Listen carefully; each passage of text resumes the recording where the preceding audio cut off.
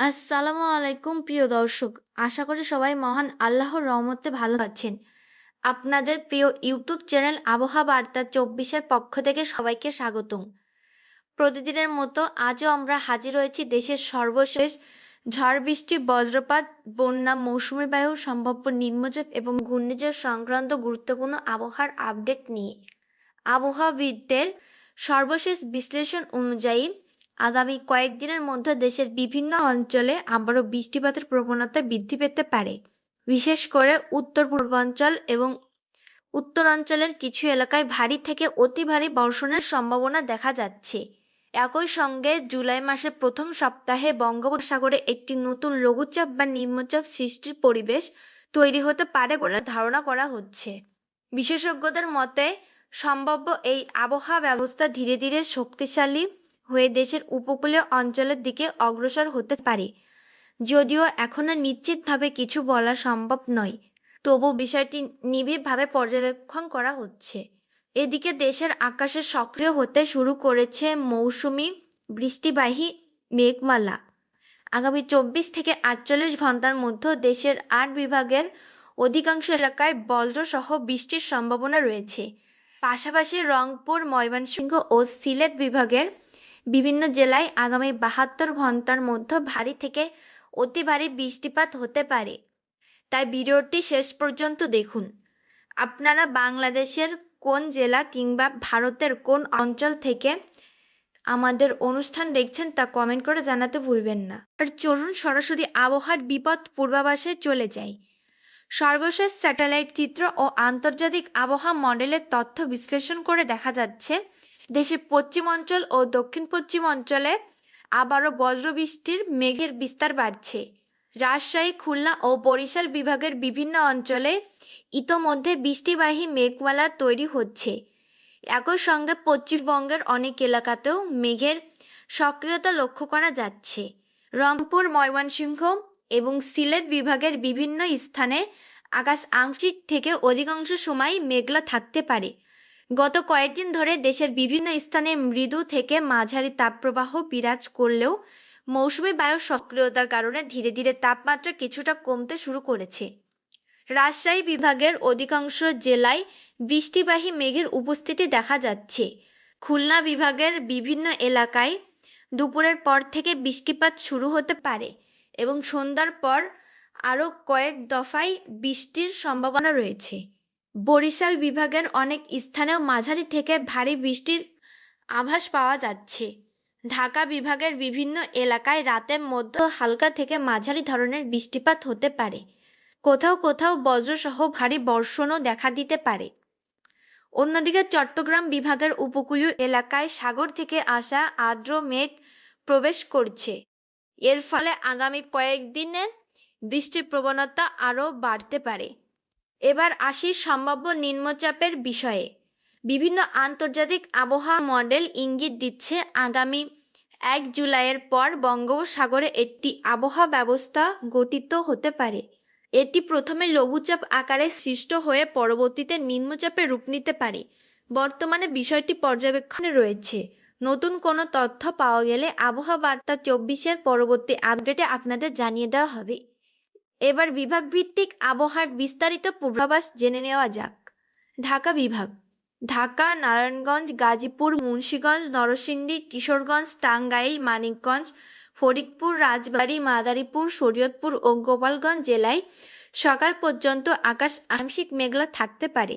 দুপুরের পর থেকে বিভিন্ন স্থানে বজ্রবৃষ্টির মেঘ তৈরি হওয়ার সম্ভাবনা রয়েছে। বিশেষ করে টাঙ্গাইল, গাজীপুর, কিশোরগঞ্জ, নরসিংদী ও আশেপাশের এলাকায় হালকা থেকে মাঝারি বৃষ্টিপাত হতে পারে। দিনের সর্বোচ্চ তাপমাত্রা 36 থেকে 37 ডিগ্রি সেলসিয়াসের মধ্যে থাকতে পারে।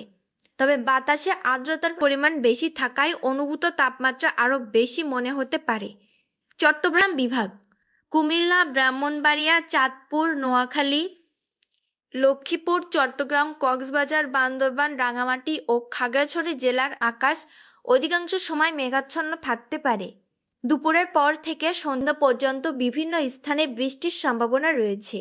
পাহাড়ি এলাকায় মাঝারি থেকে ভারী বর্ষণ হতে পারে।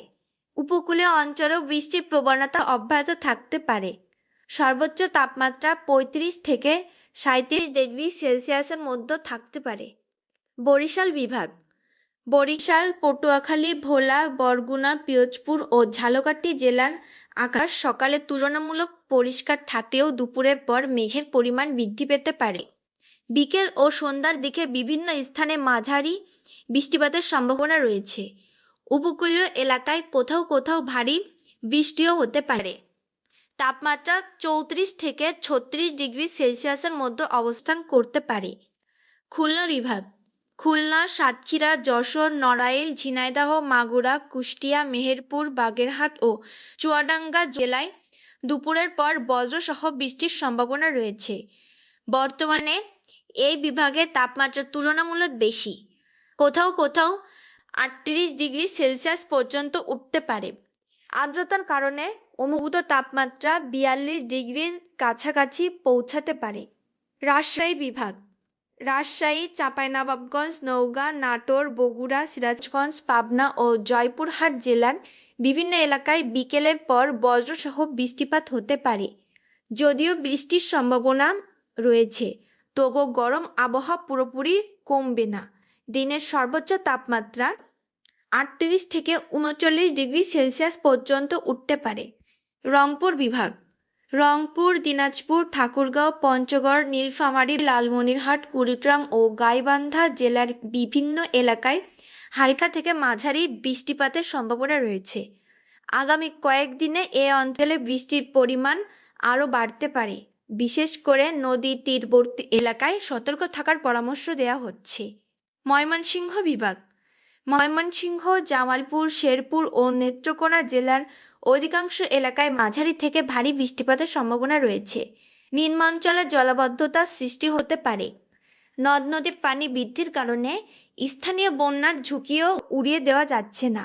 সিলেট বিভাগ। সিলেট, সুনামগঞ্জ, হবিগঞ্জ ও মৌলভীবাজার জেলায় আগামী ২৪ থেকে ৭২ ঘন্টার মধ্যে ভারী থেকে অতি ভারী বৃষ্টিপাত হতে পারে। পাহাড়ি ঢল ও আকস্মিক বন্যার আশঙ্কা রয়েছে। বিশেষ করে নিম্নাঞ্চল ও হাওর এলাকায় বাসিন্দাদের সতর্ক থাকার অনুরোধ করা হচ্ছে। এবার ভারতের পশ্চিমবঙ্গের আবহাওয়া পরিস্থিতি সংক্ষেপে জেনে নেওয়া যাক।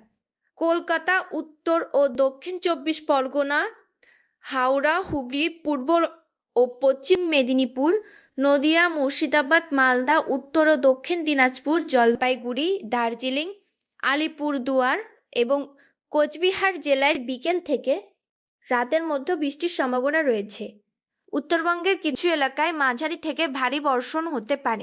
ত্রিপুরা রাজ্যের আগরতলা, ধলাই, খোয়াই, গোমতী, উত্তর ত্রিপুরা, দক্ষিণ ত্রিপুরা ও সিপাহীজলা জেলার বিভিন্ন এলাকাতেও বৃষ্টির সম্ভাবনা রয়েছে। সবশেষে বলা যায়, আগামী ৭ জুনের পর থেকে রংপুর, ময়মনসিংহ ও সিলেট বিভাগে ভারী থেকে অতি ভারী বৃষ্টিপাতের প্রবণতা আরও বৃদ্ধি পেতে পারে। ২৮ জুনের পর দেশের উত্তর পূর্ব অঞ্চলে বন্যা পরিস্থিতির ঝুঁকিও বেড়ে যেতে পারে। জুলাই মাসের শুরু থেকে সারা দেশে বৃষ্টিপাতের পরিমাণ ধীরে ধীরে বাড়ার সম্ভাবনা রয়েছে। সেই সঙ্গে বঙ্গোপসাগরে সম্ভাব্য নিম্নচাপ পরিস্থিতিও নজরদারিতে রয়েছে। আবহাওয়ার সর্বশেষ ও নির্ভরযোগ্য আপডেট পেতে ভিডিওটিতে লাইক দিন। আবহাওয়া বার্তা ২৪ চ্যানেলটি সাবস্ক্রাইব করুন এবং বেল আইকনটি অন করে রাখুন। আমাদের সঙ্গে থাকুন। সবাই ভালো থাকুন, সুস্থ থাকুন। আল্লাহ হাফেজ।